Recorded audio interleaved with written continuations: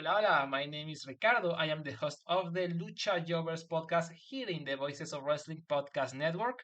We are a Spanish speaking show dedicated to discussing and analyzing pro wrestling from all across the world. From AEW to CMLL, we talk about American wrestling, Japanese wrestling, and of course, Lucha Libre. If something big happened in the pro wrestling world, we will talk about it. So if you know Spanish or have a friend that knows Spanish or want to practice your Lucha Libre pronunciations, go listen to the Lucha Jovers podcast right here in the Voices of Wrestling Podcast Network. Nos vemos por ahí. This podcast is a member of the Voices of Wrestling Podcasting Network. Visit voicesofwrestling.com to hear the rest of our great podcasts, as well as show reviews, columns, opinions, and updates across the world of wrestling. Welcome back, everyone, to the Gentleman's Wrestling Podcast. I'm your host, as always, Jesse Collings, and joining me here today, we have not one, but two first-time guests to the Gentleman's Wrestling Podcast. To my left, I don't know if that's how people will see it, but at least to my left, we have Dani over. She is the owner of blackgirlwrestling.com. Dani, welcome to the show. How are you doing? I am doing great. I think it's really funny that it is very much a girl takeover on Gentleman's Wrestling Podcast. But we're great. We're excited to be here. I thought about I get questions about the title and stuff like that. I'm like, I'm just gonna roll with the Gentleman's Wrestling Podcast. It is not a gender inclusive title. You live your truth. Mine isn't either. Yeah, it's okay.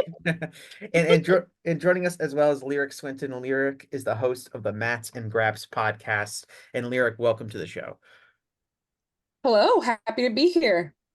Great. And the reason both of you are here today is because I wanted to have a discussion kind of talking about where we are in terms of representation in pro wrestling, especially in the Black community.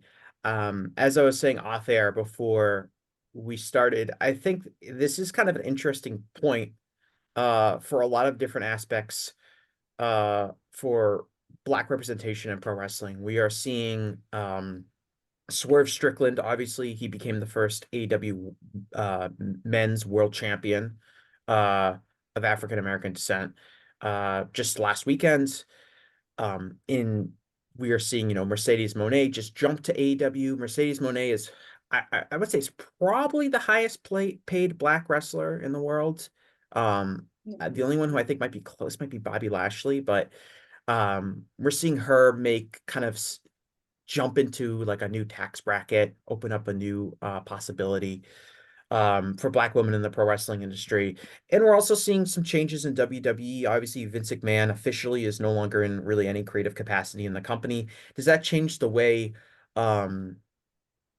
different kind of Black talents get represented and things like that? I think we're at a really interesting point. And I wanted to have you both on kind of just talk about that. And I guess my first kind of question is kind of, when Swerve wins the AEW World Championship last weekend, and the announcer said during the match, Swerve would become the first African American AEW World Champion.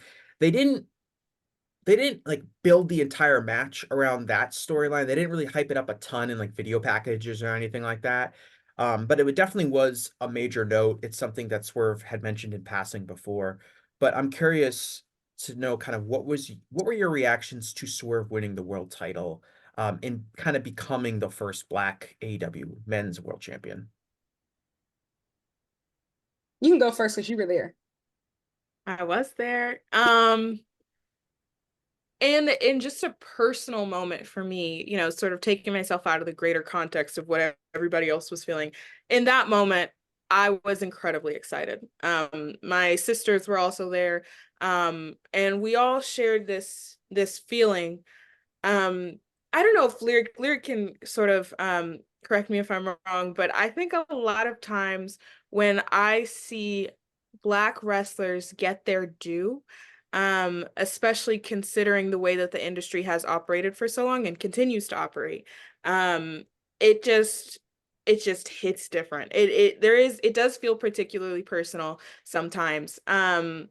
Now all of that sort of comes in with everything that happened after and everyone's opinions and this, that, and the third. But I'm not going to sit up here and lie. In that moment, I was over the moon. I was overjoyed. It did mean something to me. It absolutely did. Yeah, I would just reiterate that. I've been a wrestling fan since second grade. Going on 18 years this year, and I can name on both of my hands and not use all the fingers how many times a moment like this has happened. And I actually appreciated that it was mentioned, but it wasn't the framing of the entire title win, because then people always want to say you're diversity hire, you're just this token, this, or you. I appreciate how it was set up. And it is a big deal, and it is huge. And I think it's not just the championship. We've seen people win championships, but it was the full package of a company rallying around a Black talent and saying, we want this guy to be the guy, this guy to be the face of the company. And I think specifically in somewhere like AEW, where that is very wrestling focused, like that's their bread and butter. We've never really seen a Black male wrestler be positioned as in that best in the world wrestler conversation. We've always heard, oh, he's a good athlete. Oh, he has so much potential. But we've never really seen a Black wrestler be able to wrestle some of the best wrestlers in the world and hold their own. And it's not because the talent wasn't there. It was just because the opportunity wasn't there. It was the full package of. And also, it was the timing. And to be able to say from Revolution 2022 up until Dynasty 2024, that was the timeline for becoming world champion. When have we ever seen something like that happen in such a fairly short amount of time? We haven't. If you think about the title wins that have happened in other places, typically as talent, they are, they've been in the company anywhere between, let's say, 7-10 years. And they don't get that. They don't get that. And when they do get their moment, they're never framed as the champion. 9 times out of 10, there's another world champion. There's another world champion who's seen as the world champion. So I really appreciated this moment. Not just for Swerve, I think more so for what it could mean for the future of Black wrestlers as a whole. There's a sense that the title win was from a character perspective really earned, that it wasn't just slapped together like, oh man, we need a champion, let's put the title on Swerve, or we need a quick ratings jump, let's change the title, and here, Swerve, take the title. AEW is a company that I think really, like, for the most part, unless CM Punk is involved, meticulously plans out who their world champion is going to be. I think that there's the thing that Tony knew who his first 5 world champions were going to be the moment he started the company. It's going to be this person, this person, this person. And you could see the vision of Swerve becoming the next world champion. I don't know, probably like 6 months ago or so, probably right when maybe the feud with Hangman started, and he, was put over, and especially by the end when he was put over Hangman, it was basically like, okay, this guy's got to win the world title at some point in 2024. And so as a wrestling fan, there was the sense of, this was something that not only was, it wasn't like, oh my gosh, we got to get the title on somebody. It was, okay, there's a sense of faith in, we're going to put the title on Swerve because we think he can be a top guy, which is a company saying, we're going to put our title on a Black man because we think he can be our top guy. Are there going to be other people that maybe get pushed to the same level or even past him? Probably within AEW, but I think came across as a real sign of confirmation and faith. And this is a guy we want to be our next champion. We want this guy to be in that very top echelon of stars that we have. And I think that's important in context too. It wasn't like I love Big E, but when Big E won the title, it felt like a ratings grab. It felt like they put the Money in the Bank briefcase on him. They wanted to do something to pop a rating. He popped a rating, but then his title reign, was pretty abrupt. He got basically squashed a few months later, and that's like kind of an example of like they kind of slapped the title on somebody just because they had to. And this feels much more substantial, I think, because of the build that went into it and the effort that went into building up Swerve. So when he won this title, it felt like a deserved, well-earned story and not just a jump to try to grab some headlines. Yeah, I think it's great that you mentioned Big E. Him and Kofi Kingston, I think, were big fan favorites. I mean, I know I grew up loving those guys. And it really, I will say, like, that their title reigns leave such a sour taste in my mouth. And I think it should have been such a joyous occasion that you can look back on, but it's very clear, like, they were never seen as the guys long term. And I think that's where a lot of frustration comes from for me, is because, like I said, I've been a wrestling fan for almost 2 decades now. I'm not interested in like cheap representation ploys. I want substantial and intentional investment into Black wrestlers and their futures. And I think, having both him and Kofi lose in these squash matches, even Big E, like being champion at the same time as Roman, never really seen as like equals, like, because technically the world title belts are supposed to be seen as equals, and that was never the case. And so, yeah, and I've said this numerous times, when big signings come around, a company when they want you, they have plans for you. They have plans for you to get you from point A to point Z. We've seen it time and time again. We see it with people like Will Ospreay right now, right? Like, it's no doubt in anybody's mind that he's going to be a future world champion in AEW. Like, nobody doubts that. And it's because, like, he has that level of talent. And so for a company to do that with a Black talent and see that, in them, and say, I'm going to get you from point A to point Z, that's unprecedented in many ways. And I really wish that all of the people who came before had gotten those opportunities, because, like I said, it has nothing to do with the talent. I look at Big E and Kofi Kingston, especially, when you have to think the New Day got themselves over organically, like very organically. They made people pay attention to them. Like, they were doing crazy merch numbers. Their stuff was flying off of the shelves. Well, their original And gimmick they was never, bad. Their original gimmick was like bad. Like, on paper, it the was gimmick was terrible. bad. Yes, and they made themselves stars. They made themselves stars, and and I just wish that they had gotten the type of intentionality behind some of their reigns, because I think that they're both deserving, and not just them, but several other talents who've never gotten world title runs. So Benjamin is one of them in my mind. So yeah, that's all I got. Yeah, I mean, I think I'm gonna agree with you and disagree with you to a certain point, because I do think that I'm not sure that AEW signed Swerve with the intention of him being one of those first few world champions. I'm not convinced that that was the initial vision. I am, however, entirely convinced that in the last 6, 7, 8 months, it's become incredibly apparent, due to his match quality, due to his promos, due to just the way he's been able to get himself over, that he was the next guy.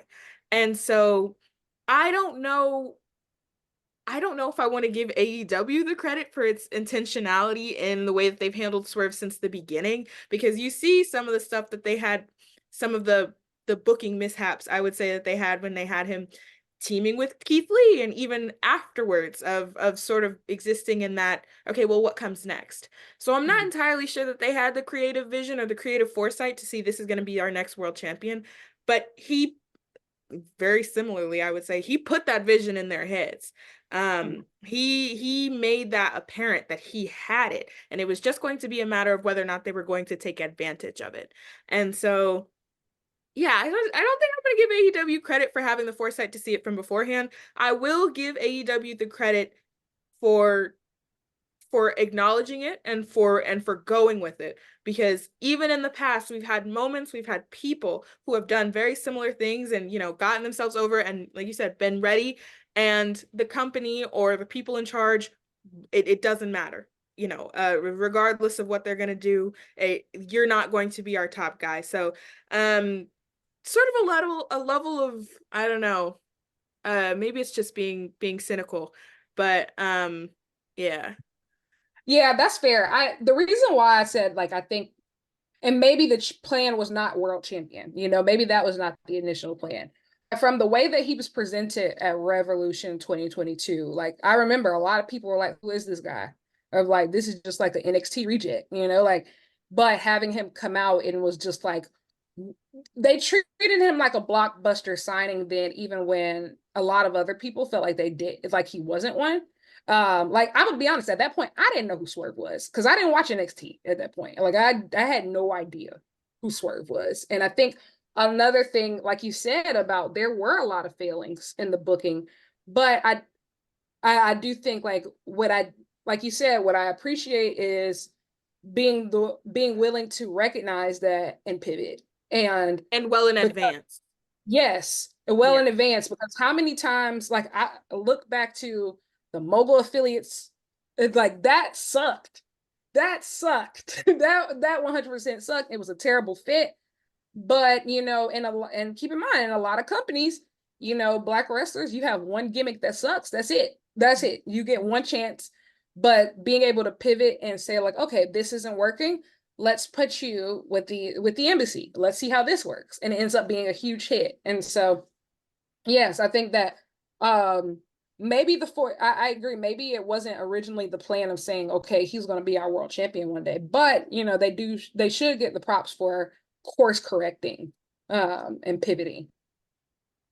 Yeah, I mean, when Swerve was first signed by AEW, I was pretty familiar with him. I had seen him in NXT. I had seen him before when he was Killshot Lucha Underground. I was trying to rack my memory and see if I think I'd seen him live at an Evolve show before. So I would say fairly familiar with him, and some of the discourse that I saw regarding him signing with AEW. I mean, I was enthusiastic about him signing. But, I heard some people that were like, oh, he's going to be a world champion. He's the dude. He's the guy you push. And for me, I was like, he's a good wrestler. He's got some charisma. I don't see him as like this undeniable talent. But pretty shortly into his run in AEW, I was sold. I was like, all right, the people that were hyping up his potential, I think, are right.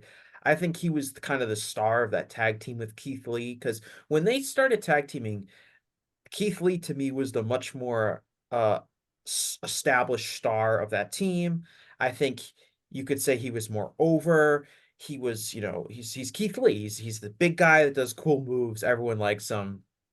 But it became kind of apparent, like, if you were, I think, seriously analyzing like what pro wrestling is, who has the higher ceiling, it was Swerve. And I think I'm still waiting on that match between the two of them. I don't know what specifically is the holdup on that end.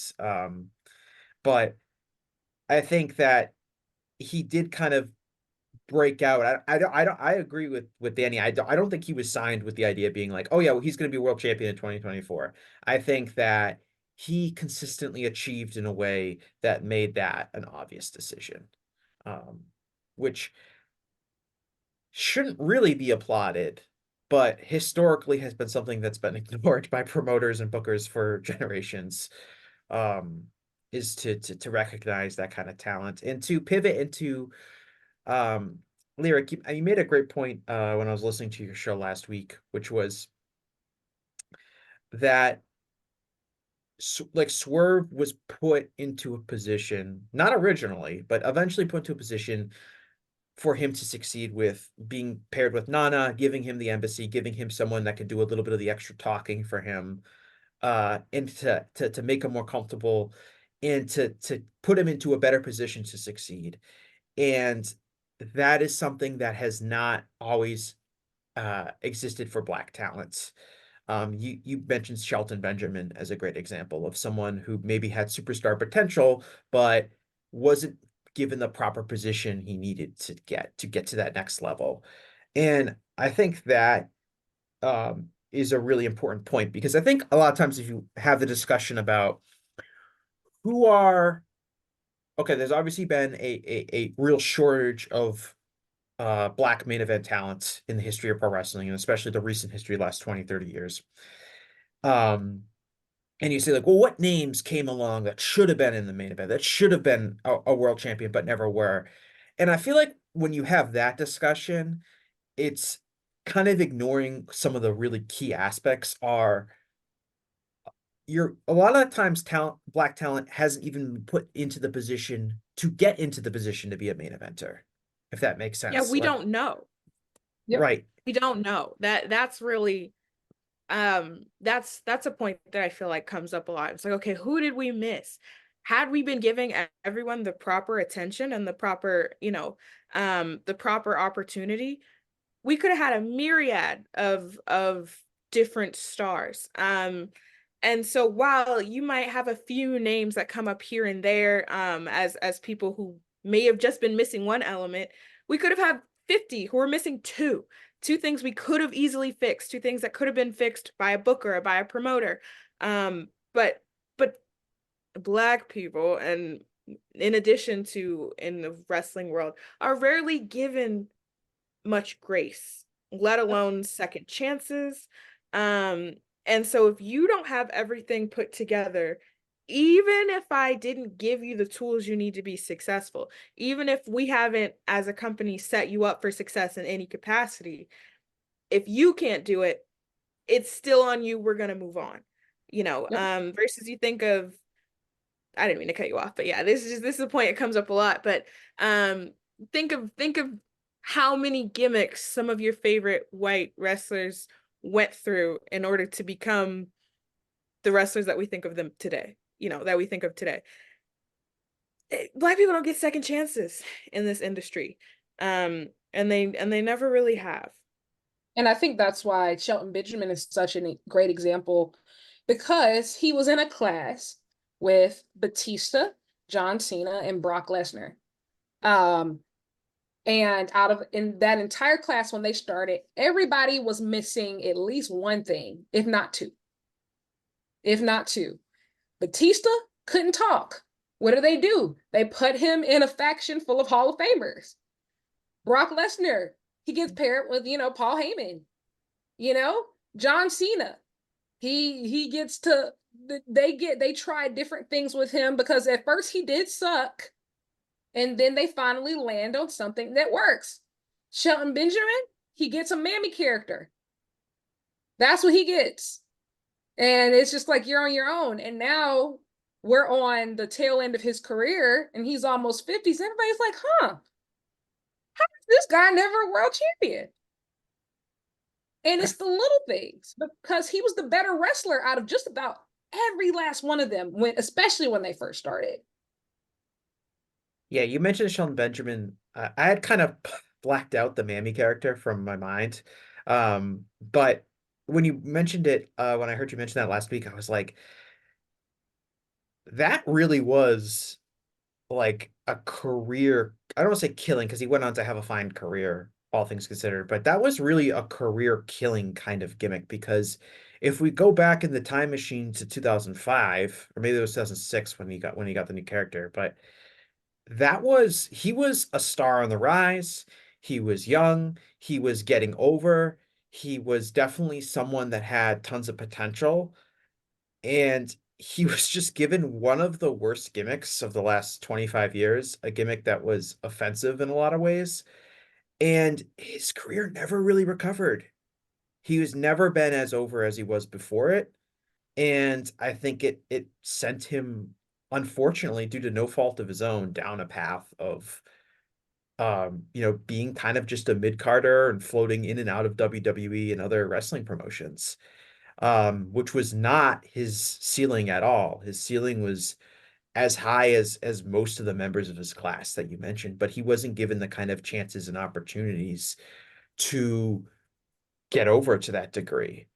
And I think that's really important. It's a really important distinction when we talk about wrestling is, okay, there's like The Rock, who is a pretty obviously, although not at first, but pretty obviously super, super, super charismatic, once in a generation level kind of performer, steps into the room, everyone looks at him, most wrestlers are not like that. Most top wrestlers are not like that. Pretty much everyone is going to need some level of support from booking, trial and error, chances to try new things without, like getting that second, third, fourth opportunity. And that opportunity has not been afforded to Black wrestlers at nearly the same rate it has been afforded to pretty much every other type of wrestler. And that is, I think, really limits not only the number of Black world champions that we've had, but even the people that feel like they could have been world champion if just one thing had changed differently. I mean, personally, I think just in general, if you look at first of all, wrestling, just if you look at like Nielsen data, wrestling over indexes with the Black audience. I think something like 30% of WWE's audience is Black. AEW's audience is slightly smaller, but still higher than the US percentage of the US population.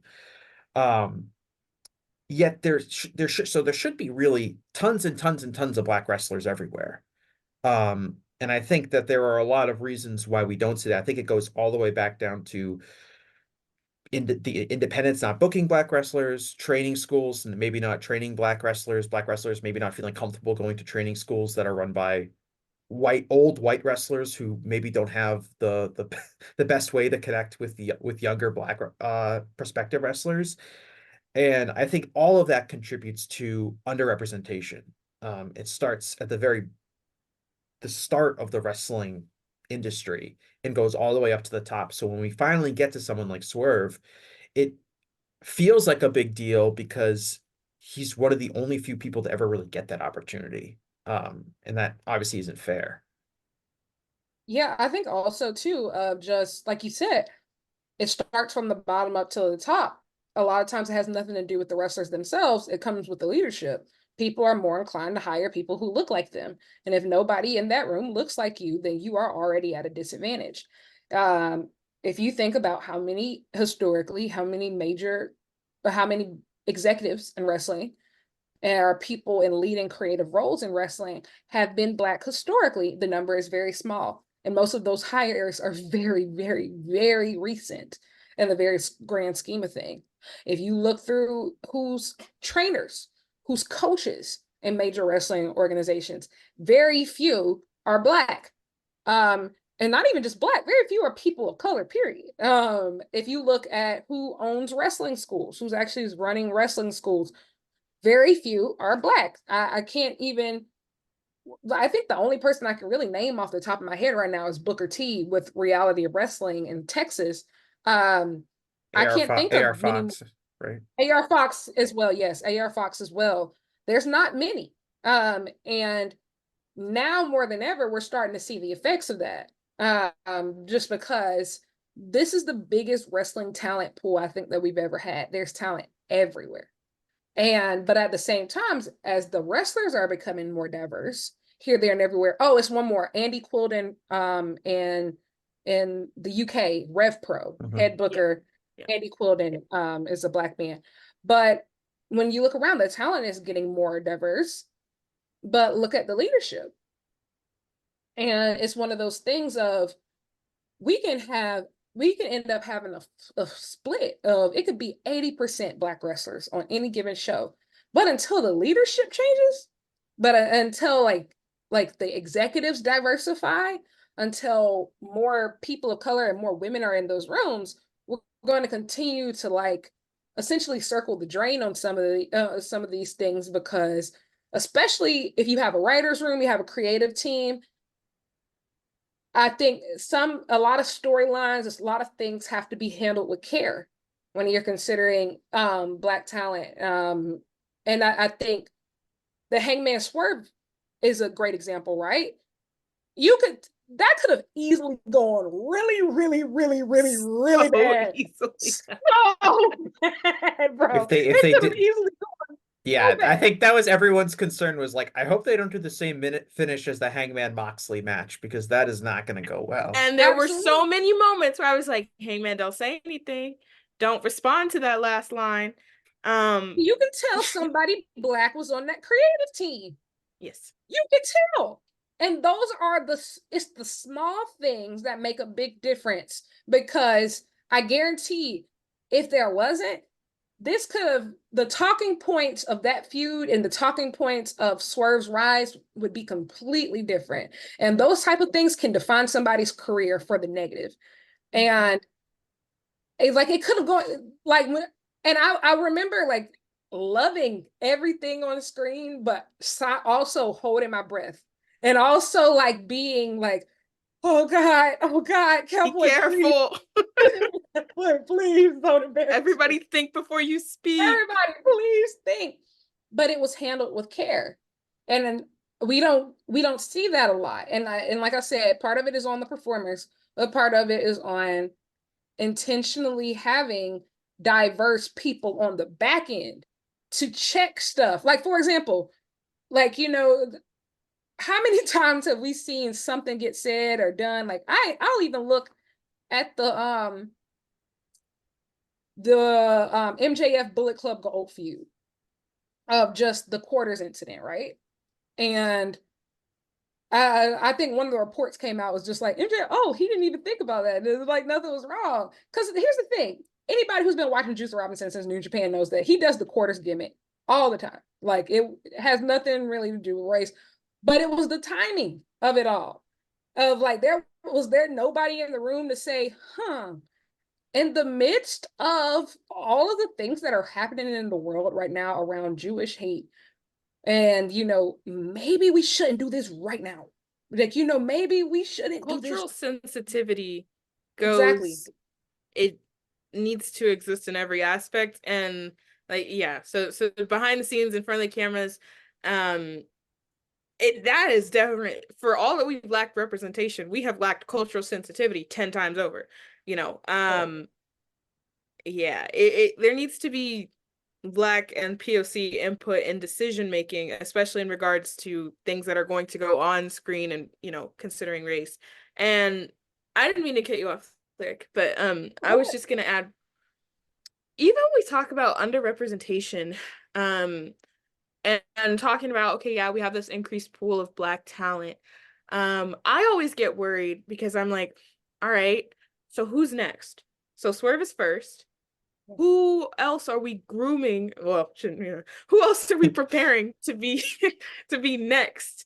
To be the next Black World Champion. And so who else is starting to get that treatment? Who else are we looking at with eyes to be like, it could be you? And it's hard to picture, that's not to say that the AEW has an amazing roster of people that are incredibly talented, and a lot of them are Black. A lot of those people have the potential to be world champion. Is anybody being set up to be that?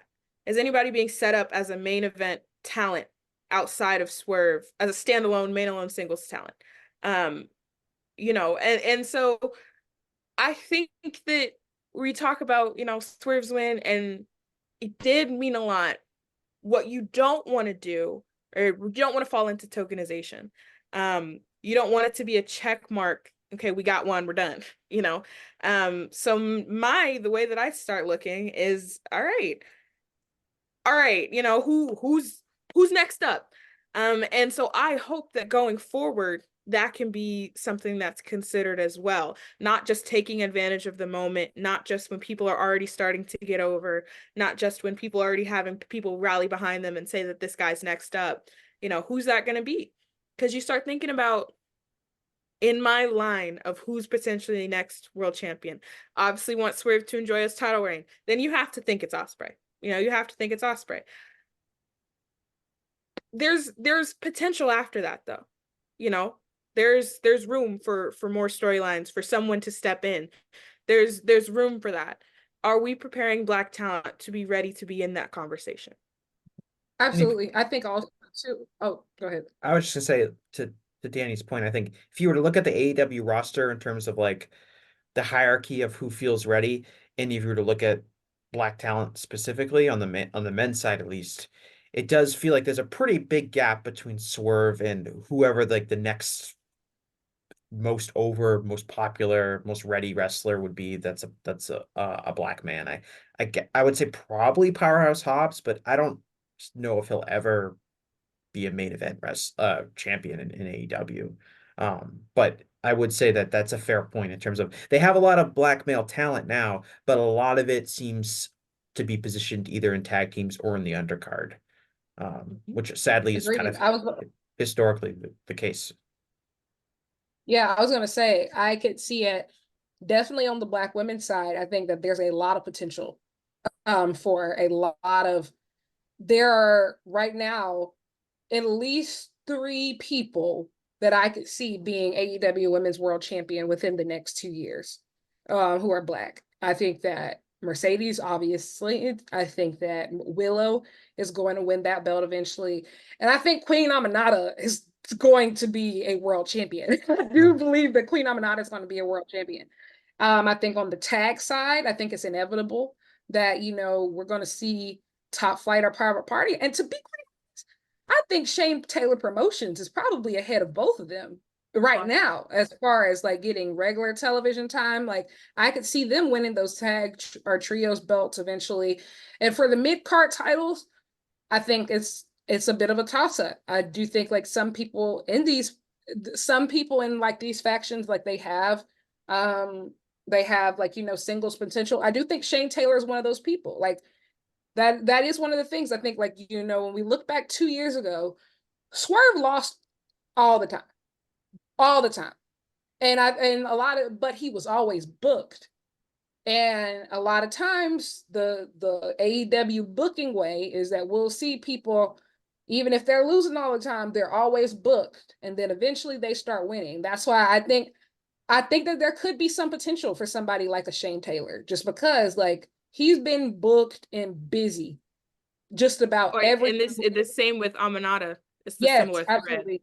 Yeah. Yep, that's how you're right. That's a pattern of how Tony books, which is especially when it comes to maybe younger or under featured talents, they keep an eye on them and they get them on TV a lot. Absolutely. You need to be seen, you need to be recognized. And so we may not have you get the win over this big talent that's already over. But now next week, when you fight again, people know who Queen Aminata is. And that plays a massive role. And I do think that's one of the strengths that AEW has, especially in having a rotating roster. That is how they start to build people up. Yeah, you have to lose a bunch and it sucks on the front end, but it can pay massive dividends, but yeah, you start thinking about, what the future landscape looks like instead of just the present. And it starts to be a similar conversation as to what the past has been, which is, well, I can think of a couple names. And guess what? Maybe.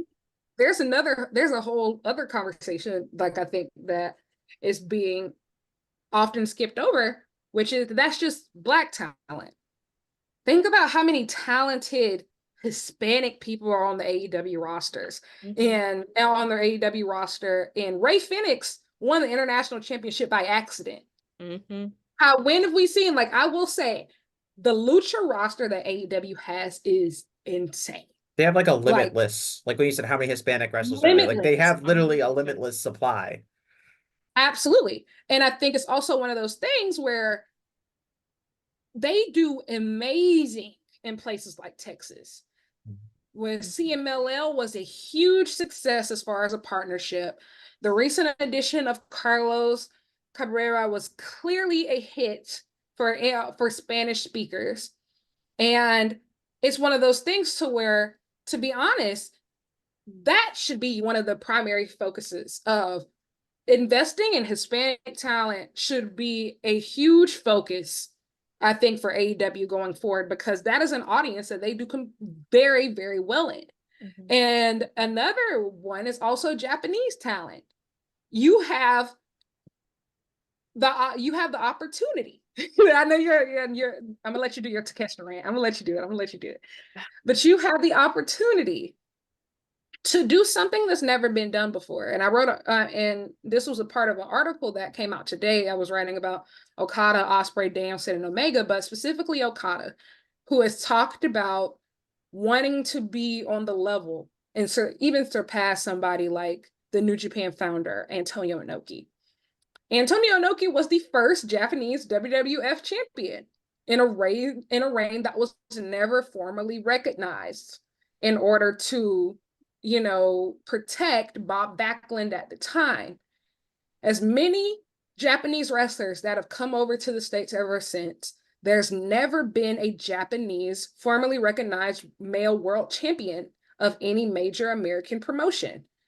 And you have to believe that if anybody is going to do it, it has to be Okada. It has to be Okada. And that's still a mountain yet to climb. And then you have Takeshita. Yeah, sorry. Go ahead. Just sorry. Can I just jump in? Just point of order. Jumbo Tsuruta was AWA World Champion towards the back end of the AWA. And Giant Baba was technically two-time NWA World Champion, although he never, I believe, defended it in the United States. It was like these quick turns in Japan. But the point still stands. Because my listeners will want to point, will snarkily point that out in the comments. I appreciate that. Yeah. It's all good. My God. AEW in particular, and WWE too, right now has the opportunity to invest in POC as the future of their company. And quite frankly, you need to. You see people like Daniel Garcia. What is he missing? Why hasn't he been getting, consistent wins against consistent top talent? Why are we not pushing him for a singles title yet? It's always not yet. It's always not yet. Konosuke Takeshita, when he first came over here, into AEW, you started having people have conversations like, all right, hold on. He's having these amazing matches. He's putting on these bangers and he keeps losing, but we're waiting to get that turn where he, where he starts getting those big wins. Then he had a few, he beat Omega twice. And now here we are again. We're having a conversation about, okay, like what comes next for him? He's going to challenge Jon Moxley for the IWGP World title. I don't think he's going to win that. I don't think a lot of us are convinced that he's going to win that. But I think the overarching point is a lot of times for Black wrestlers, for POC wrestlers, it's a lot of that, oh, you could be next. You could be, you just got to wait your opportunity. You just got to, but the wrestling world moves so quickly that if you are not given the proper support and the proper booking and not taking advantage of the moment in a lot of ways, these people that are always going to be the future are now going to turn into, what could have been. And so I worry looking at POC talent, like they put Takeshita with Don Callis, and I don't think any of us loved that, have loved that as a result. And you just talk about things that stunt career growth. We're talking about, Shelton Benjamin's gimmick. You don't want to fall into a place where it's always wait your turn. You could be next if we choose that you are. At what point is the future now? Yep. I think, and that's a really good point. Somebody made a post yesterday on Twitter and they put all the names of the AEW talent 30 years old and under. There was 27 names. And out of all of those names, 9 of those people have already held gold in AEW. And 4 of those people have already been world champions. And so it comes to a point where it can't continuously be like, oh, it's an age thing, because the thing is you are pushing young talent, because MJF was a world champion at 27. Like we've seen it. We've seen it. And so it, like Dani said, what is it that some of these guys aren't missing? Because especially when you think about somebody like a Daniel Garcia has done all the losing. And I think we were all fine with him losing every match in the Continental Classic as long as it turned into something. Because we were like, oh, it's going to start this run. He's going to be on the way to the title, and he ends up losing. Like, what's up that? Same thing with Takeshita of just, he lost a lot of matches. And the fact is, if anybody else pinned Kenny Omega twice, they would be a world champion by now. That's that type of win that should catapult you into superstardom. But instead, we're in this stasis pattern. And the thing is, Takeshi's only getting better. And as getting to a point where almost where I hate to say this, but if something doesn't shift dramatically within, I would say, the next year or two, I'd send him. I think he should go to New Japan. That's a place that could use him and would immediately send him straight to the top. I think what you're both touching And so- on. Sorry, no, go ahead, Dani. Oh, yeah, I was just gonna say, so I think there's a delicate balance also because we talk about AEW has a stacked roster. It's hard for anyone to break through. It's hard for anyone to get consistent TV time. But at the same time, needing to take a look at what is leading to the decisions that are being made. You know, what is the logic behind some of these things? So are recognizing that not everybody can have a title. We would say we probably have too many titles already. Not everybody can be, you know, a main eventer, can be, you know, this, that, and a third. But that is one of the benefits of having a rotating roster, is that some people can be, you know. Yeah. And so I think that I especially hear what Lyric's saying, and like in a world where there's so much more than ever before, I think, autonomy for wrestlers and for talent themselves. I think AEW does potentially run the risk with a lot of talent of color of feeling as if they're being underutilized, or feeling as though they're, you know, kind of getting all that talk that it could be you next, it could be you next, because in other companies or in other places, you would be the top guy. You know, you would be challenging the top guy. So I don't know. I think it's complicated. I think it's complex trying to navigate that with also, you know, with my idealism of, okay, in my ideal world, Konosuke Takeshita would be world champion every day forever. I just love Takeshita, you know. So trying to moderate that with a little bit more of an objective mindset. Okay, so not everybody can be world champion, not everybody can be TNT champion, everybody can be TBS champion. Understanding that, okay, looking at this roster, who is being set up to be successful, and where are we lacking in the people with over just so much potential. But yeah, that's my we get to talk about Takeshita and I lose all sense. So you know. I think you're both touching on what has been a consistent identifiable issue in AEW, which is AEW has a class of wrestlers who I would consider to be the true main eventers in AEW. And by I mean by that is, I think the easiest way to define that is, do these people have a program for every single pay-per-view that AEW has? And it's not a huge group of people, but it is, when healthy, Kenny Omega, MJF, Chris Jericho, Bryan Danielson, Jon Moxley. I want to say Hangman, but Hangman comes and goes so much it's hard to really put him in that box. But it's a very limited group of people who I think have the full creative attention, and a lot of it has to do with salaries and how much they're paying guys and things like that. And I think Swerve winning the world title and getting to this position, what is that really worth? Like the title is essentially just a prop for entertainment value. The real value in that, I think, is that he has now put himself into that position where he is with those other guys, in terms of Swerve always has to be doing something. Yep. But the sad reality is that that's only a small segment of the roster. In the rest of the roster, 80% of it or so, they're kind of featured as needed. I don't think there's necessarily a ton of discussion about, all right, what's Takeshita doing at the next pay-per-view? What's Dani Garcia doing at the next pay-per-view? And I think that's a real problem. And I think keeps feeling when you have these young talent that start to get over, and there's nothing more exciting to wrestling fans than young talent that they've never seen before start getting pushed. It's just like in real sports. People love prospects, people love seeing young players, people love seeing young wrestlers. Just it's one of those things. But because of the politics of pro wrestling, a lot of the people that I mentioned that are in that top echelon have creative control, have creative input. Some of them have dual contracts to work as advisors or whatever Tony Khan wants to call them.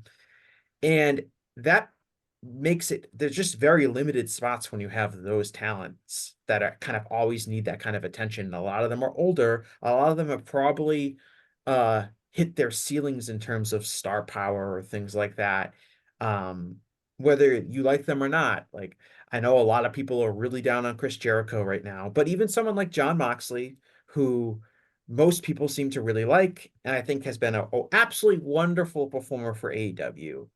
He's probably hit his ceiling as a draw in terms of, I don't know how much bigger of a star Jon Moxley can become in AEW at this stage of his career. And it also becomes a problem when you keep signing all of these WWE wrestlers to money, and then you bring them in. Like, I think Adam Copeland and Christian Cage have done great work since signed by AEW. I've been a fan of their performances, but they're also guys that are 50 with very limited ceilings in terms of how much bigger they can become. And you're paying them all this money, so you feel obligated to feature them and get as much out of them as possible. But is that coming at the expense of younger talents that is struggling to get over? And in a lot of cases, because we've been dealing with this generational issue of wrestlers of color not getting the same kind of opportunities, it just so happens that all these expensive old WWE wrestlers all happen to be white for the most part. So you have that extra wrinkle where not only are you giving these positions are locked into older talent, they're being locked into older white talent. And that is an extra hurdle that all of these other wrestlers that are trying to break out are trying to find a footing on. Yeah, I think that's a really great point. And I think that with AEW being in year 5 specifically, we are seeing the first real signs of the old guard aging out. Like, I'm not gonna lie, as a person who lives, breathes, and dies by Kenny Omega, when he went down, it was like the first time that it really clicked, like, he's not gonna do this forever. Like, he's Why not. would you say that? I know it hurts. It hurts. And like my heart broke just saying that. Same thing with Bryan Danielson right now. He's not going to do this forever.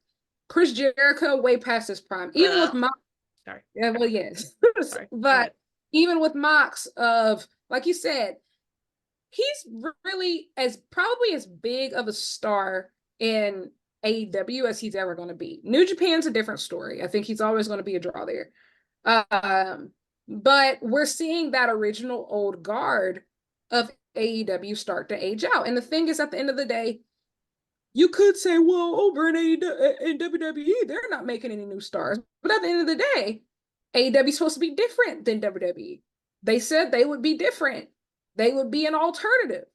They would push the new generation of, this new generation and young wrestlers, and we're going to get new ideas and fresh concepts. And don't get me wrong, we've gotten that to a certain extent, but especially now, especially in year 5, when it's very clear that original guard of main event talent in AEW is aging out, there's no excuse for not pushing forth you guys. Like, these young opportunity. Yeah, absolutely. And I think that well, I think I'm trying to balance my own personal emotions and my the way I try to view things a little bit more objectively. I definitely think that there is some merit to, if Kenny Omega is available, I'm putting Kenny Omega on the card. If Bryan Danielson is available, I'm putting Bryan Danielson on the card. And they have earned that certain level of respect and that certain level of assurance of, okay, if I'm going to have a show and I can have these people, I want them on it. They're draws and they put on fantastic matches. Chris Jericho is also there. But I would say that oftentimes what we're not looking at is, okay, if we're filling up 5 or 6 spots, with that being said, is who's facing them? And we have people like Takeshita who are getting the opportunity to go over the old guard and then not making anything of that. And so even sometimes we're looking at, this group of 5 or 6, or, even beyond the main eventers of those sorts of people, we have some older talent that aren't going to do this forever. We know that eventually we're going to have to start thinking about who's next. And I think it goes back to that conversation that we started to have at the beginning, which is, okay, Swerve is now, who are we priming to be the next Black world champion, to be the first Japanese world champion, to be the first, Hispanic world champion in AEW. So like, I think there is some merit, and people always like to be like, oh, put the best talent out there. They do consistently. But the talent of color is the best talent available. Exactly. But the talent of color is also the best talent. And that's where I feel like we're losing a lot of things. Is that we only think of these 5 or 6 as the upper echelon because that's how we treat them. But that does not mean that they are the only 5 or 6 that can be elite level performers and have top level matches. And I would argue that every time, for the most part, that talent outside of those few people have been given those opportunities to square up with those aforementioned, it's gone really well. Nobody has had an awful showing. Nobody has had that comes to mind immediately. Nobody has been particularly bad. I would say most of them were better than fine. Some of them were really, really good. And so I think it's just a matter of, okay, we are seeing people take advantage of the limited opportunities that they're being given. Are they being primed to be next in line, or are we so harped on the now that we're not focusing on the future and building a future that truly represents who the best in the world are? Yep. I think you made a great point, especially of, like, I understand that these people are getting paid a lot of money.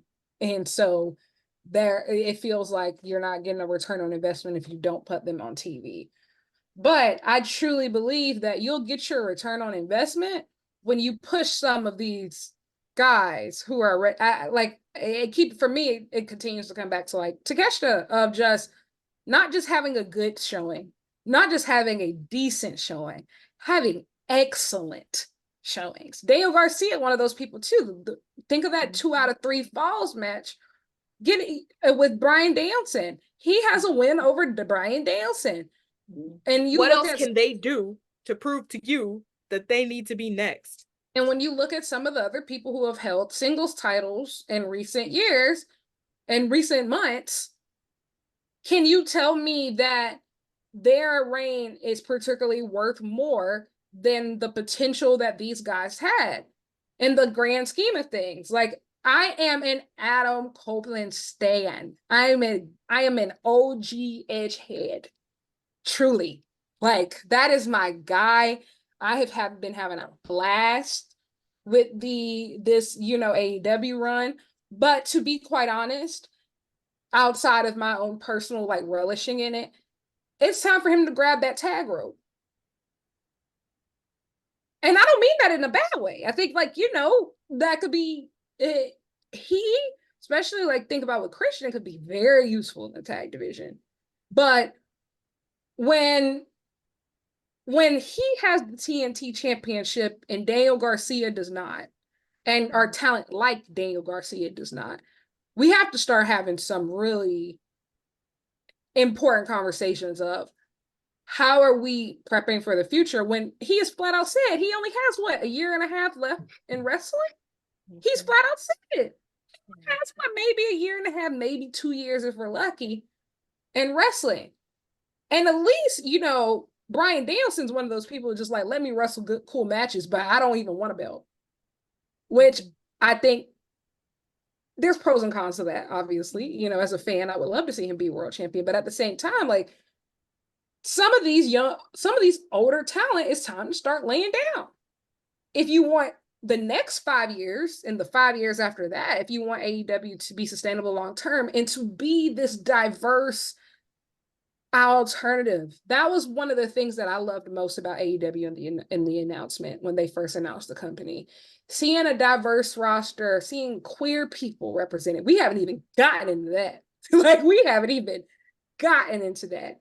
That was one of the things that I particularly fell in love with, seeing diversity, like, having a Black woman in a VP position. Like, those were the things that originally attracted me to the company, because that was different than what everybody else was doing. And not saying that they're doing a bad job, because, like, hey, they have 2 Black people in major leadership positions, and like they, have Okada holding the Continental Championship, Swerve is world champion, but they can always do better. And they need to do better, and they need to prepare for their future to be even better, especially as it relates to inclusivity. I think with AEW, and especially with Swerve, that's really important to keep in mind, and especially different than WWE and really historically throughout all of wrestling. And you both have mentioned it several times. Like, typically, the people that have made creative decisions in wrestling are older white men. And especially in WWE, if you just look through the history of gimmicks that have been given to people of color, have relied really immensely on outdated stereotypes and characters that many people would find offensive and have, in a lot of ways, stunted careers. And AEW, as a major pro wrestling organization that grants a lot more autonomy to the individual talent, feels like a better place for someone like Swerve to be himself and by turn feel authentic, which makes the crowd believe in this person. Like we mentioned, like the New Day got over, but the New Day's original gimmick of this choir singing, I guess they were supposed to be heels at first, but it was clearly just it was an outdated, dumb gimmick, didn't make any sense, that they got over because they were really creative and they worked extremely hard. And they eventually tweaked it enough so it no longer resembled what the original gimmick was, which is a rarity in WWE that they were even allowed to do that.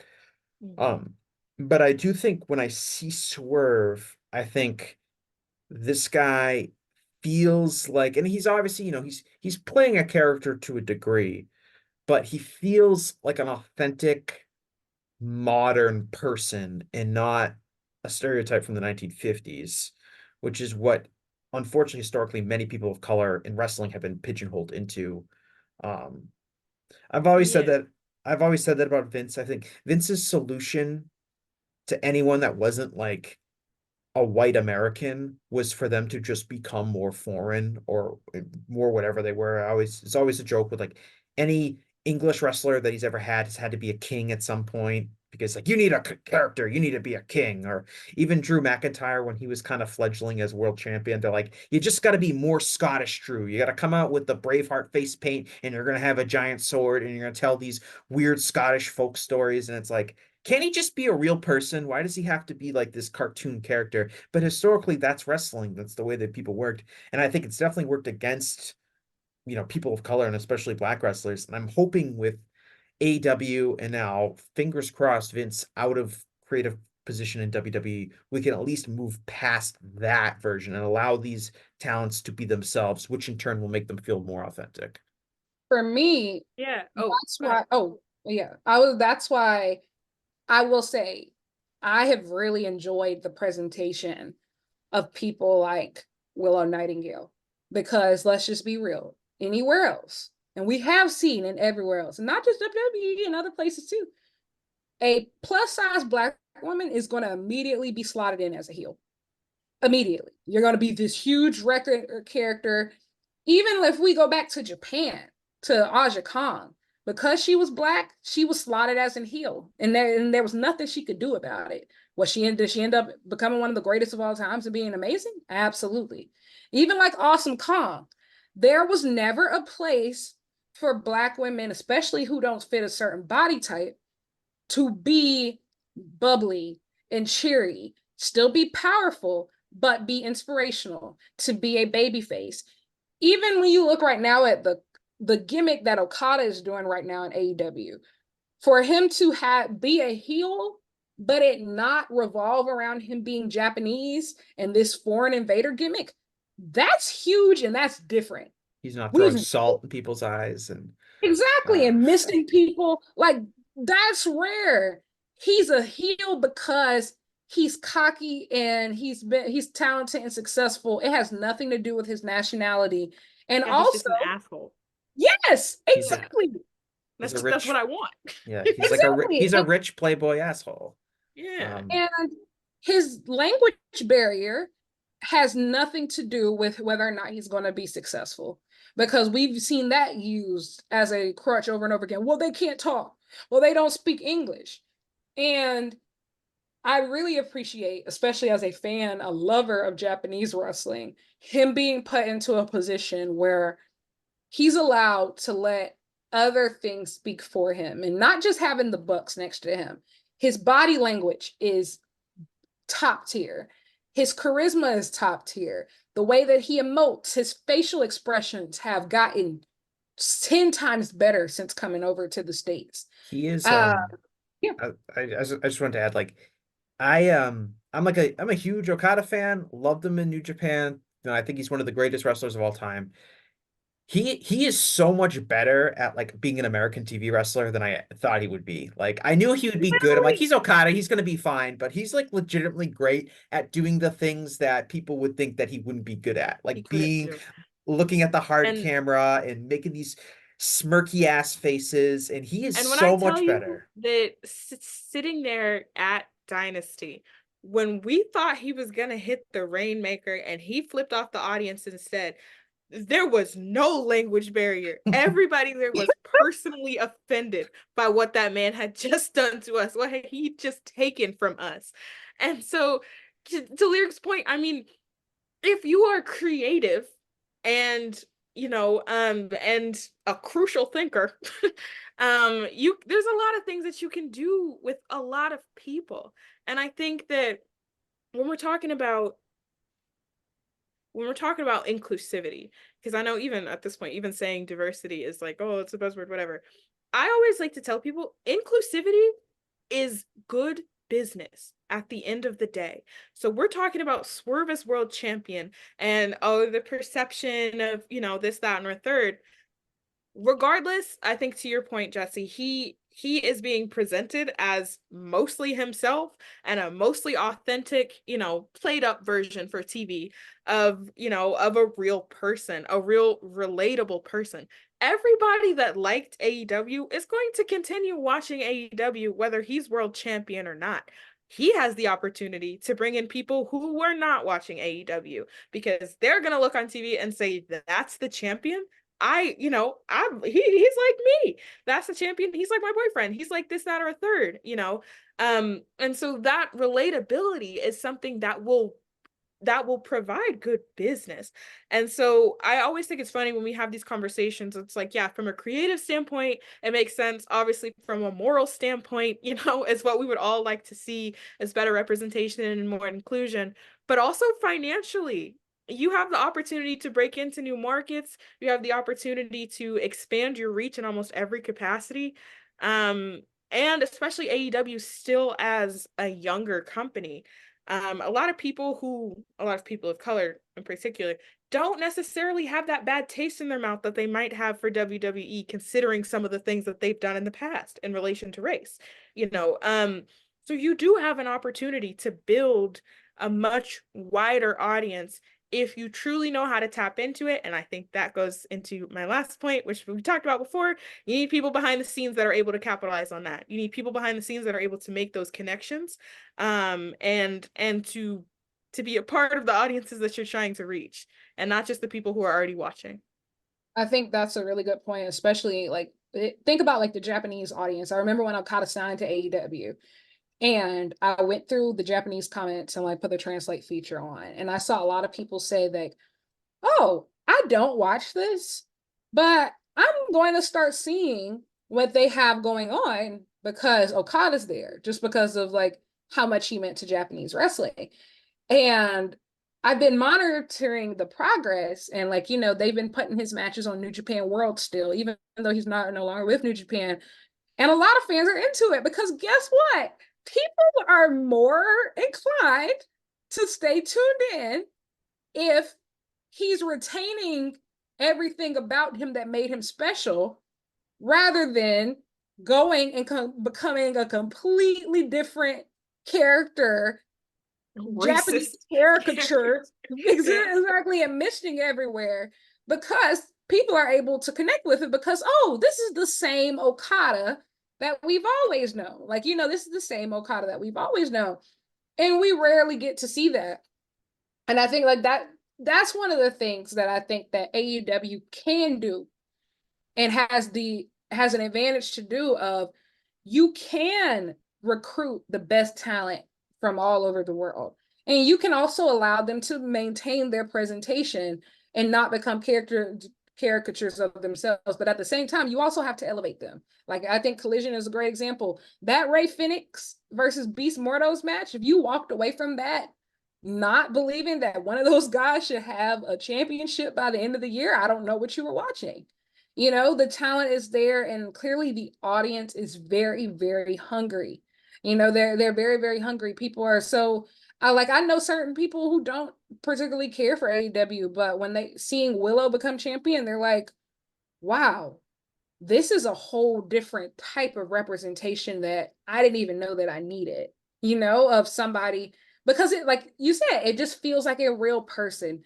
And like when we get to eventually when Okada becomes world champion, which I do believe he will, it's not going to feel, at least to anybody with any common sense, it's not going to feel like a diversity hire or a token hire. It's just going to feel like Okada is becoming world champion and he just happens to be the first Japanese world champion. And I kind of feel like that was Swerve too, of just, it wasn't the entire conversation. Like, yes, this is a part of it, but the overarching story was, I've been working hard for a very long time.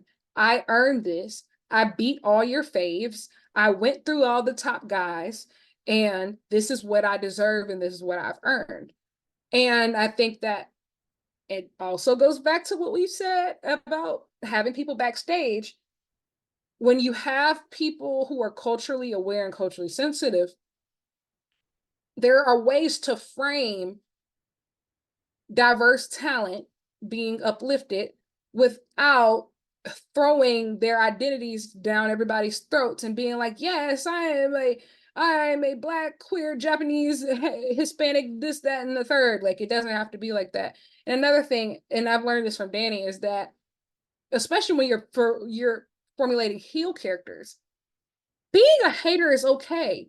Being a hater does not have to come with racism, sexism, any of those. You just got to be creative. And I think that's what we're seeing with Okada, of just, he's an asshole, but it's natural and it's creative and it has nothing to do with anybody's identities. And I think that's how things should be. I think Dani, to touch on your point in terms of like, is this good business? I think going back to looking at some of like the demographic data for AEW viewership, there is a segment of wrestling fans that AEW is not reaching, and a big percentage of that are Black fans. There are a lot more Black fans on a percentage basis. There's a much larger Black audience that watches WWE than there is AEW. There's probably a lot of reasons for that. I had Chris Ely on in January to kind of talk about some of those potential reasons. But one of the key takeaways is there is a segment of wrestling fans that you are not reaching that you can reach. And we talk about how can AEW grow its fan base? How can AEW improve? How can AEW get a bigger TV deal? All this kind of stuff. Here's a really clear path to getting there, which is there's 20% of Black wrestling fans don't watch us. How can we do that? And obviously one of the key ways to do that is to push and promote Black talent. I wanted to ask, like, what did you guys think of how this past week was handled with Swerve in terms of giving him that big promo spot on Collision and not Dynamite, and having him have, a big match on Collision and not Dynamite, in respective to how that worked out with the NBA game and kind of the amount of people that actually ended up watching Swerve? Because I don't know if you saw the data, but the ratings came out today, and I saw the first 10 minutes of Collision coming off of the NBA game did a 0.49 in the key demo, which is gigantic. So a lot of people saw Swerve. Now, were all those people huge AEW fans? I don't think so.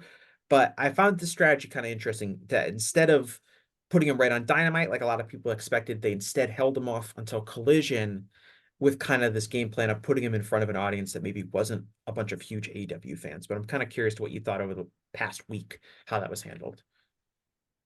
For me personally, when it first happened, when he didn't do a promo on Dynamite, I kind of immediately figured it out. And I think I have a background in sport and entertainment. So like my degree is in sport and entertainment management. So like I was like, oh, so like the playoffs are going on, like, okay.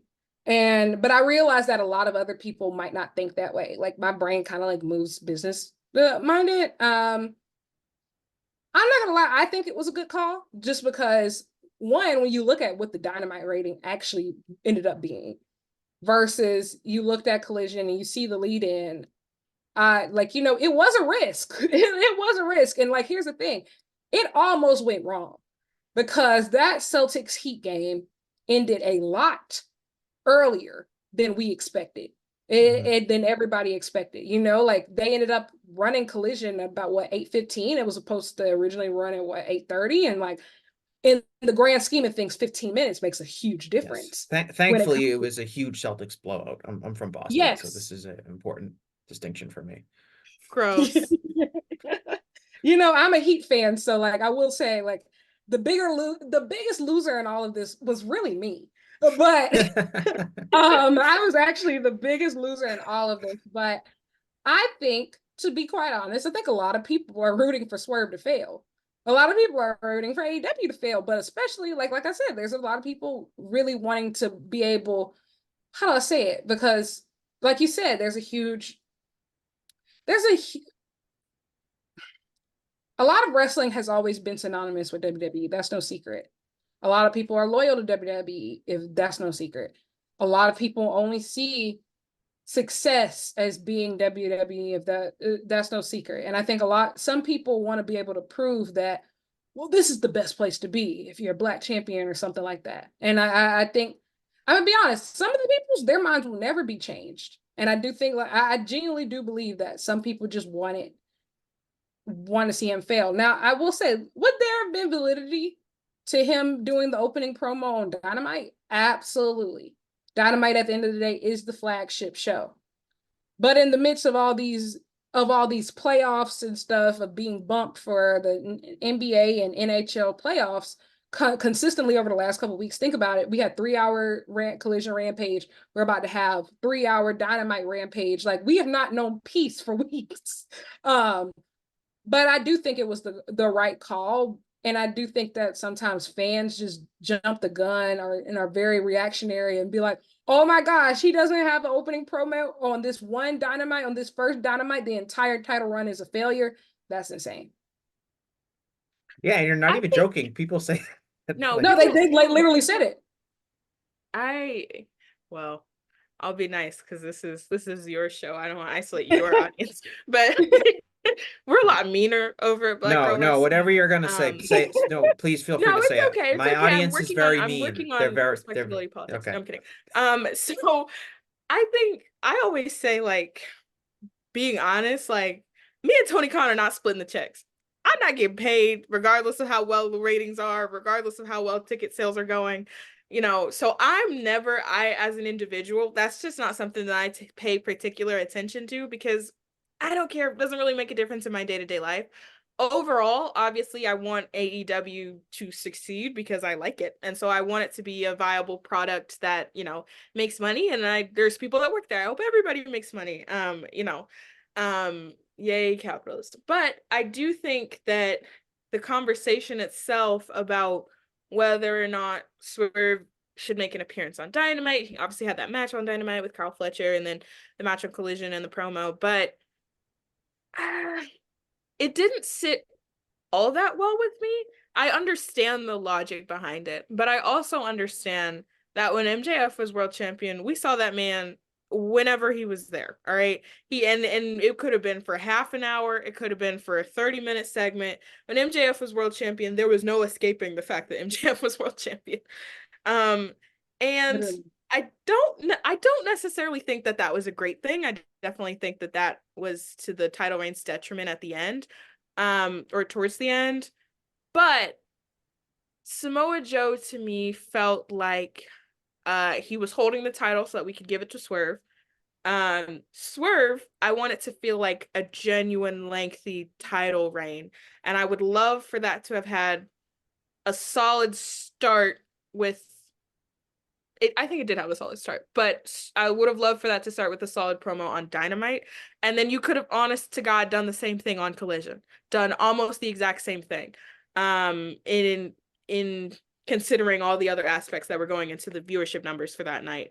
But I think it goes back to the thing I was saying earlier, like AEW fans are gonna watch AEW, you know. And so this conversation that we're having surrounding his treatment, I think, is in comparison or in relation to other AEW World Champions, which is going to continue throughout his title reign, being the first and being the only thus far, particularly when you are Black. There are eyes on you and at all times, and now you're world champion. Of course, there's going to be eyes on you. So it's just an increase tenfold. But everything you do is going to be scrutinized at a higher level. Whether it's you as the talent, whether it's how you're booked, everybody and their mama got an opinion on the world championship, and everybody and their mama got an opinion on Black talent. You put those two together, everything's going to be a think piece. Everything's get, you know, and a lot of people have not thought their thoughts through before they write think pieces. But yeah, I mean, as a person sitting there watching it, I was like, I know how this usually works. You win the title, you come out here on Dynamite and you say, I won the title. This is my championship reign. This is what I intend to do with it, you know. And he didn't have that on Dynamite. He had a match, which was good, but I don't know. I didn't love it on an individual basis. I understand the business decision behind it. Don't really care. I'm not a business girl. But as a fan, I hope that doesn't have an impact on the way that we view this title run going forward, which I don't think it will, but I hope it doesn't, you know. Yeah, AEW, in one of the, I've written about this before, but one of the key distinctions between AEW and WWE is WWE is very, very centered around like 2 or 3 big stars that have multiple segments per show. Right. Obviously, you can tell with Cody.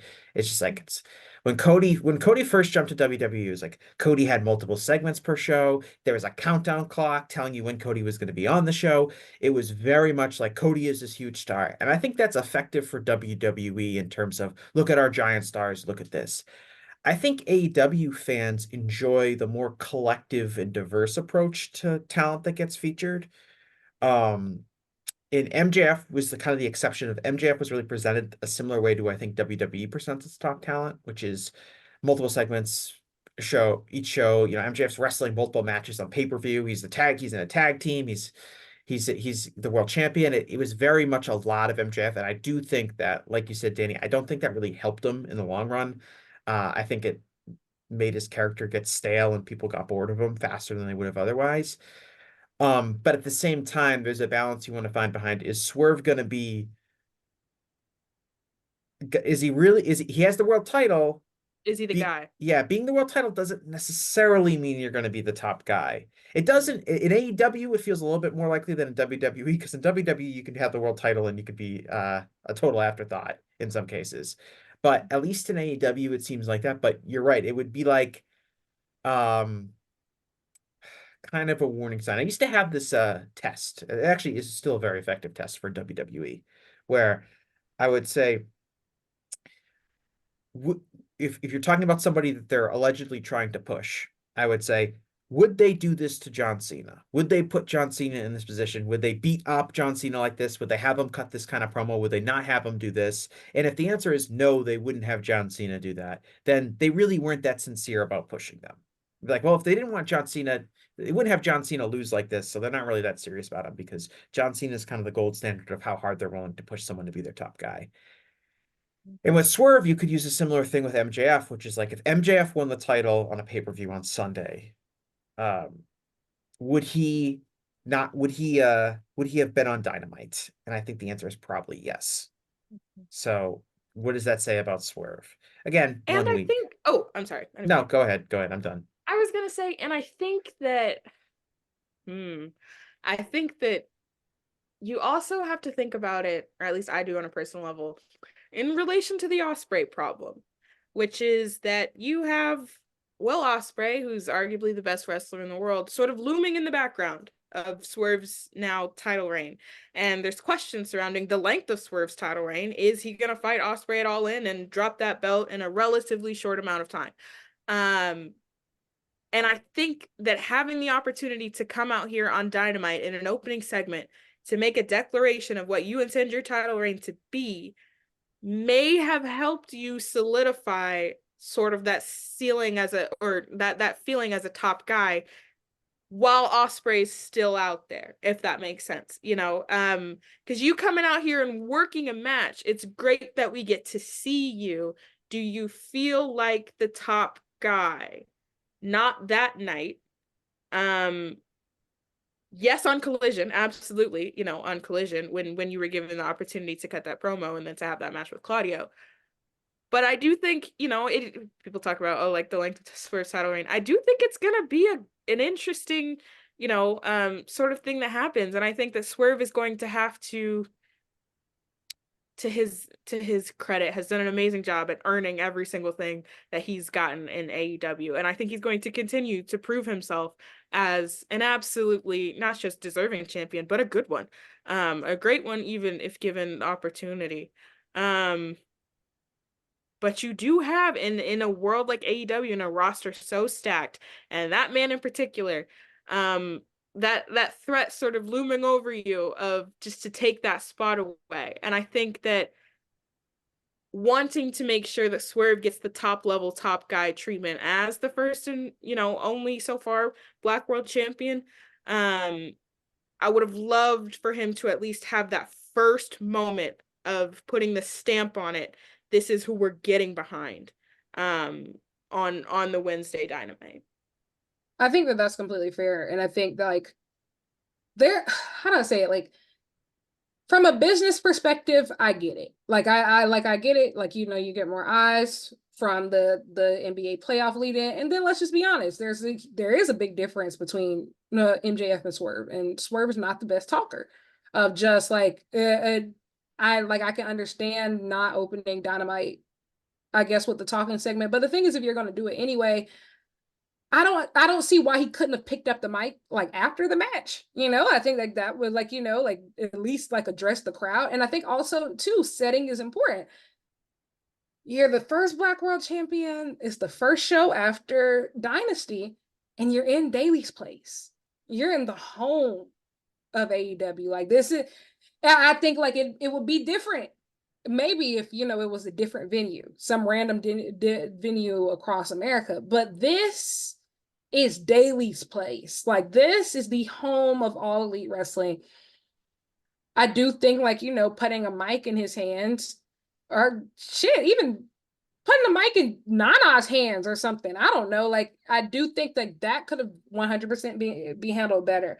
And I do think, like, okay, maybe a part of Dynamite is before they let Swerve speak, they wanted to, how do I say, minimize or maybe get rid of the Ospreay problem, because, like, you know, it was decided in the gauntlet match that Ospreay is obviously going to be the next contender for the international title. So who knows? There might not even be a Swerve Ospreay match at All In Wembley, which I think is a good idea, in my opinion. But I digress. I think you hold that. I think that's huge. Like, I think Ospreay is going to win the title at Wembley, and I would assume that Swerve is still a champion at the time. And I mean, would it mean that Swerve would have a 4-month title reign, which by AEW standards is relatively short. It's about the same length as Samoa Joe's title reign. But at the same time, the payoff is he's going to main event a major stadium show. The build, as you know, there's plenty of opportunity to have an awesome build to that where these two guys can have this incredible rivalry. And then they're probably going to have like one of the best matches of the year. So I don't think that's a bad way. Like, even though it's maybe shorter than people think, like, he's gonna main event a giant stadium show with an amazing wrestler and have like a legendary wrestling match, I don't think is a bad way for his title reign to end, because ultimately Swerve's trajectory in AEW is not going to be defined by this title reign. It's going to be the next 5 years of what it's like, what his career is like. And losing to Ospreay at Wembley, I don't think is a bad way to take him to that next step if he is going to be, what he's going to do after he drops the title. One thing I want to float out to you. Can I say something really quickly? Can I Yeah, say sure. something really quick? I think that I don't want Ospreay to face Swerve all in. I'm not gonna lie. Like, I don't. I don't. I think that when you have talent locked in the multi-year deals, there's no need to rush it. I think that there's a lot of validity in letting Will Ospreay win the singles titles in the company and work his way up to the World Championship.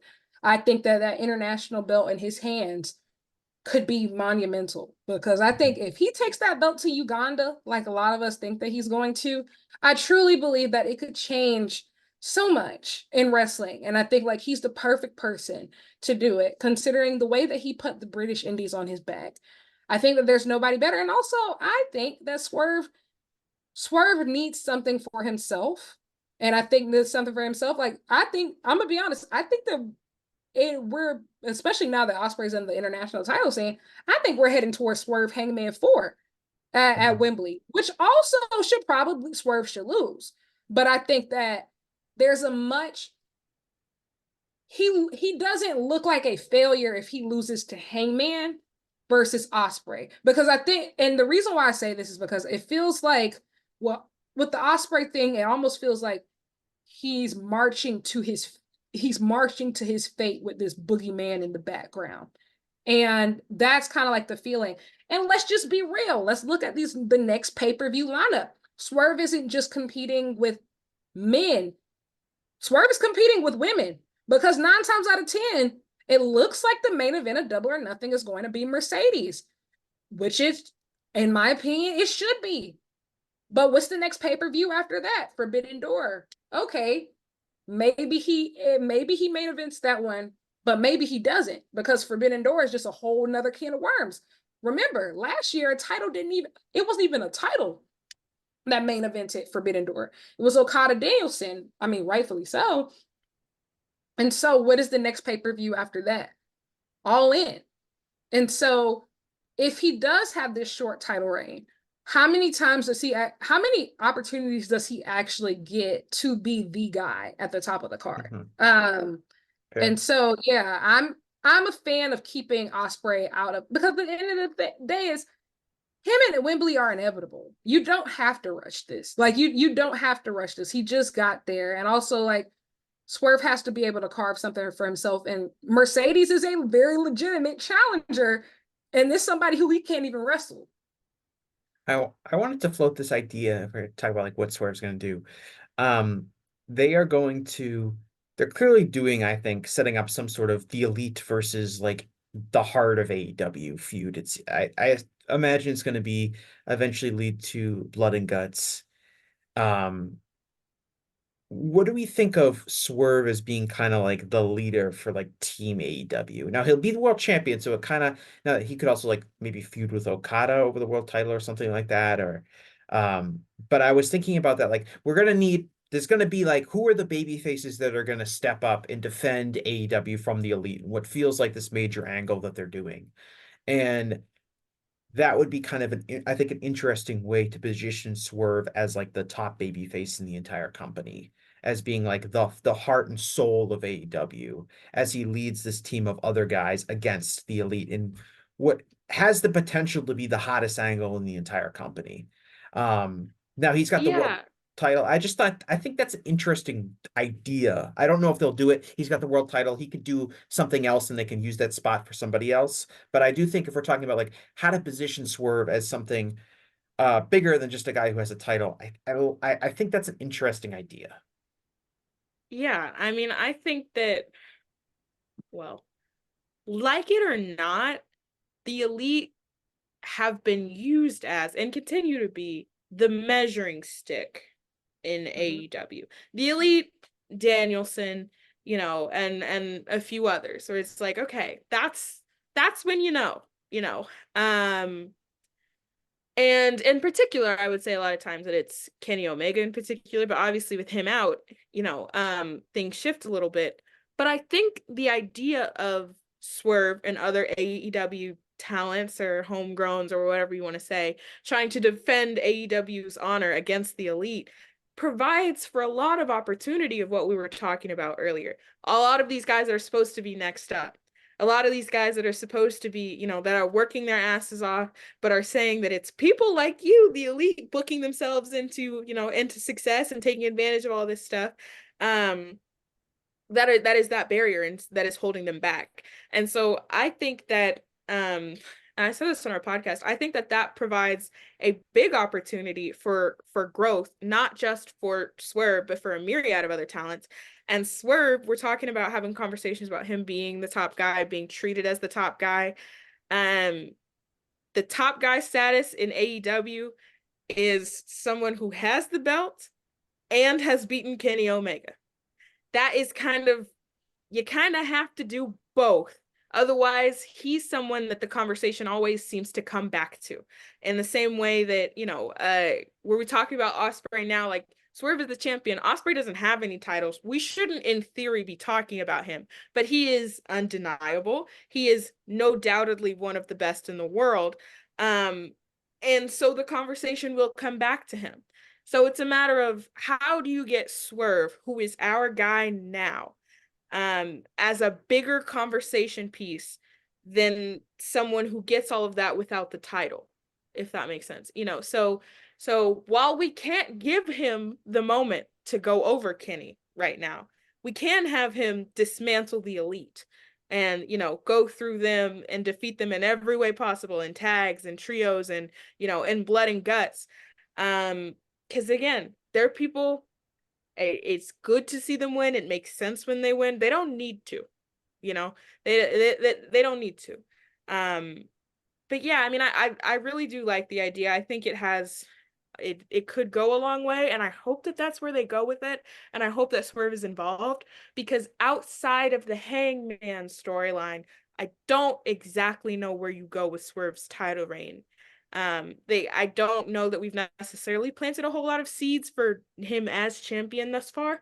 And obviously that can change, and he just got the belt, but I think that I just mean that there's room for opportunity, and that could be one of them. Yeah, I think coming off a Collision, when you look at the framing and Swerve's opening promo, and now that I think about it, maybe that was why also they held off, because much of Swerve's opening promo was about the elite.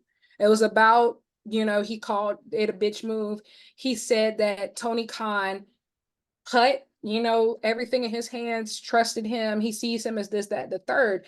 And so heading into next week, I expect him to be put into a position where he is potentially the leader of this brigade against the elite. And I think the framing of that Collision Rampage double episode was very interesting. We opened the show with Swerve essentially being like, I am AEW, and we closed the show with Daniel Garcia essentially doing a little bit of the same thing. And I've said this on Twitter, I mean, would it be nice for Swerve to have a world championship defense at Double or Nothing? Yes, I think there's some legs to that. I think that I would love it to be like Christian Cage or somebody, or maybe even a Jack Perry, but I think it's too early for Jack Perry to take a loss right now. But I think that there is a lot of validity in also putting Swerve and Anarchy in the arena. The elite versus AEW and Anarchy in the arena would solve a lot of problems. It puts Swerve as the leader of a team in the hottest angle in AEW, and also it protects him from not having to defend the world title at Double or Nothing, which makes it much easier for Mercedes and Willow to main event without it being considered, oh my gosh, this takes away from Swerve's moment. So I think that there is a lot of legs to it, and I'm interested to see how it plays out. Obviously, we're going to find out this week who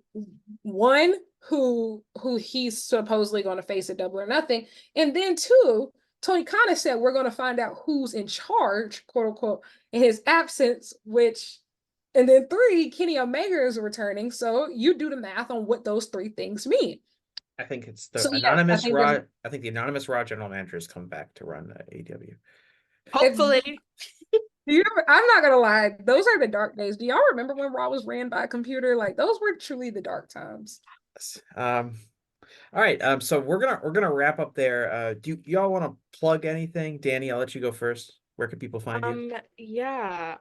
So why did I just forget everything that I do? You can follow me on Twitter and on Instagram at Dani Don't Miss. That's a lie, not Instagram, just Twitter at Dani Don't Miss. And you can follow at Black Girl Wrestling on Twitter, Instagram, and TikTok.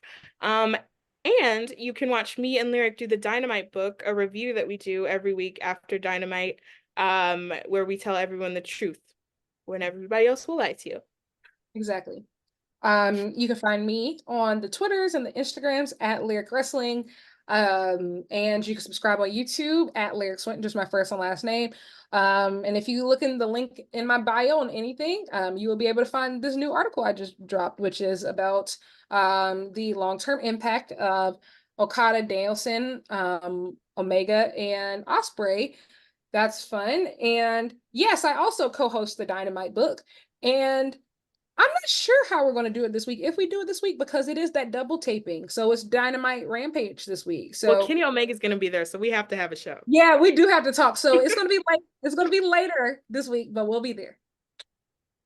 All right. I want to thank Dani and Lyric so much for joining the show. I want to thank everyone who listens to the show every week. I want to thank all the positive feedback I got from my AEW fan survey that I ran over the past few weeks. We got a ton of data. You can check out the results over at voicesofwrestling.com. I did a whole article kind of writing about what some of the results were shown. But you can check that out when you get a chance. And thanks again, and I'll talk to you again after a while. Hi, I'm Case Lowe, co-host of the Open the Voice Gate podcast. The one question I'm constantly asked when it comes to Dragon Gate is how do I get into the promotion? Well, stop asking and start listening to the Open the Voice Gate podcast, released every Wednesday on the Voices of Wrestling podcasting network. For exclusive news and show reviews, look no further than the leader in Dragon Gate coverage, Open the Voice Gate.